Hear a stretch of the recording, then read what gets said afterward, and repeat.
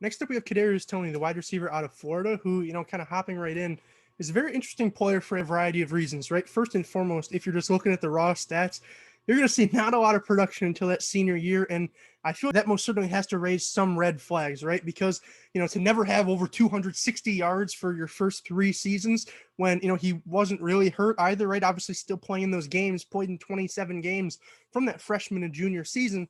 I think it's a little bit of a concern that it just so happens the senior year goes out, has a great campaign, inside of Kyle Pitts, who, for many people, myself included, is currently, the number one guy, at least non-quarterback on my board. So there's that concern. There's also another concern, at least in my mind, of his size. Came in at his pro day at 5'11", 193, and honestly, I do not see somebody on film who's 5'11". I know back at Hillsdale, by example, for me, when we used to do mandatory weigh-ins that were pretty strict. If you were off a couple pounds, some guys who were a little bit lighter, they'd try and sneak like a 2.5 pound weight inside their shirts or in their pockets or something. I don't know if Kadarius was standing on something when they gave him that 5'11" measurement or what, because I would have guessed he was 5'9.5", 5'10", somewhere in that range. So 5'11" plus seems a little bit questionable to me. Regardless, as long as you're still drafting him, though, to be that slot receiver, I don't really think it matters, right? I just hope somebody doesn't see, 5'11", he could play on the outside, when that's just not his game, right? In terms of the other pro day numbers, had a 39.5-inch vertical, an 11-foot 4-inch broad, 9 reps on bench, which obviously isn't ideal, as well as a 4.41 40-yard dash, a 4.25 shuttle, and a 6.88 three-cone. So maybe not as explosive on those sort of change of direction drills as some might have thought, especially after watching the film, but I still think regardless, he's a great athlete, right? And that's what you're going to kind of see as we hop into my grade. Very similar, actually, in many of these categories to Rondale Moore, right? The wide receiver out of Purdue, who, albeit Moore was a little bit shorter, I think that they sort of had a similar game and similar strengths and weaknesses, right? So obviously you can see the grade. I might not go through every category here, but just to touch on a couple things. First and foremost, route running. It's an interesting grade because he's a more nuanced route runner than Jamar Chase and Terrace Marshall, who I gave 15 and 15 and a halves to, right?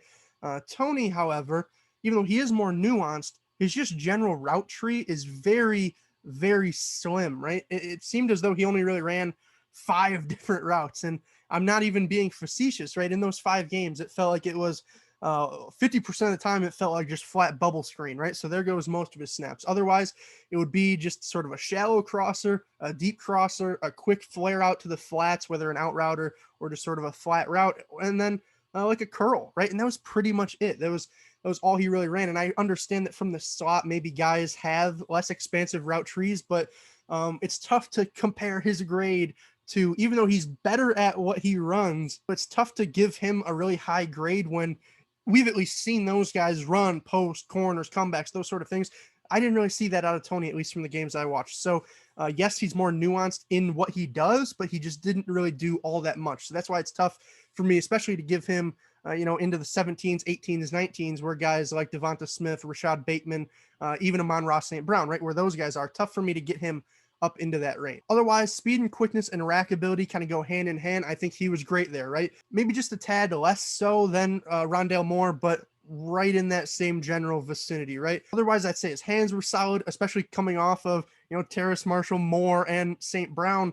He had a significant improvement in his hands compared to those guys. I had him right around a 7. Otherwise, contested catches, that wasn't really his game. Tracking and body control, didn't really see much of it, right? Especially when you're only running a couple routes. I will say there were a couple really nice routes that I should have talked about previously. One of those sort of shallow crossers that I was talking about is this sort of reverse whip route where he'll go upfield a couple steps vertically and then sort of either hesitate, pause, or do some sort of spin into an inside release, right? And that was just deadly. He was putting guys in a blender on that, would probably get targeted on that route alone 2 to 3 times a game. And even then, people still couldn't stop it, right? Because just his change of direction ability and quickness was so high. If you were potentially a bigger, stiffer linebacker covering him, or if you were a safety or, even a cornerback at times, he would just have the upper hand on you in that regard. So obviously that's solid. That's more route running though. For me, body control comes down to sort of toe tap grabs, going up and making plays in the back of the end zone or high pointing and adjusting to balls, right? That's to me more tracking and body control, and I just didn't really see that out of his game.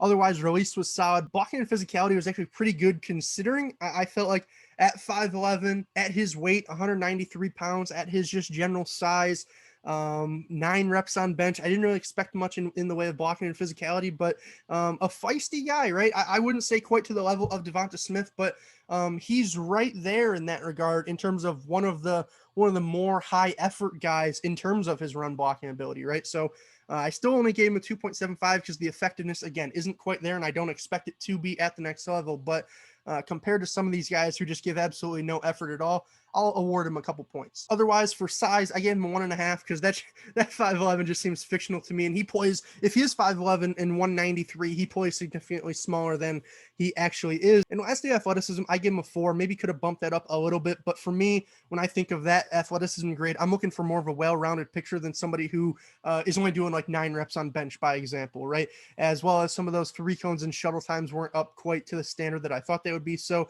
maybe a little bit lower than you guys might give. But for me, overall comes out to a 74. Put that on the big board then, and what you're going to see here is kind of right in that mid to late second round range. I know there are some question marks that I didn't really account for. Obviously, the fact that didn't do much during those first 3 years. I would love to be behind the scenes and ask that Florida coaching staff, like, hey, what the heck was this guy doing and or not doing that freshman through junior season? Because sure, had a great explosive final year, but why was he not getting more opportunities throughout those first couple seasons? You know, you look at a guy like Devonta Smith, who had a similarly weak first freshman season, but then after that was basically doubling his stats year after year after year as he continued to get better and better and attract more targets on that Alabama offense. That just wasn't there for Toney, right? So I'd be interested to know some of those behind the scenes things. Do people think in that locker room, do they think he's just sort of a product of playing with Kyle Pitts, right? That's obviously a potential factor when you have that type of guy who's getting double teams on a regular basis, who's having, when he's lined up out wide, having safeties and really entire defense is sort of shading in his direction.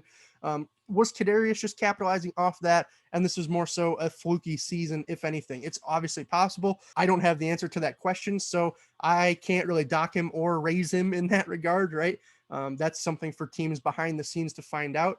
And in that, I'm just going off film, right? And I thought that on film, solid. I would have him sort of on my big board then between Rondale Moore and Terrace Marshall, who, those guys have questions about in their own right. I just think that off talent alone, though, they do certainly warrant a round 2 selection in my mind. Some people might go a little bit higher. For me, when I'm grading on a universal scale, it's tough for me to give a guy who is more so a slot specialist such a high grade when he's really not on the level of those outside guys who can kind of do it all on the edges, and they can run every route. They can easily get off press and defeat that at the line of scrimmage. Not that Toney was necessarily bad, but there were some questions, right? Maybe some bigger wide receivers who can go out there and more consistently block, right? I just think that there's some stuff that Toney can't do that would slip him down my overall big board in my eyes. So with that being said, that is really all I have for you guys today. Hope you enjoyed this video. If you did, make sure you leave a thumbs up. Make sure you leave a comment in the comment section down below. Do you think Toney's worthy of a round 2 selection? Some people say he should be late round 1.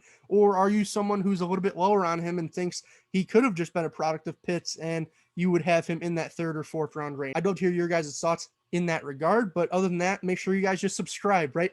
That way you're always in the loop for future uploads. Gonna do some cornerbacks next. I know obviously the hours are kind of ticking down here before the draft, but hopefully you guys are still enjoying these videos. So with that being said, that's all I have for you guys today. I'm mic'd up and I'm mic'ing out. Peace, guys.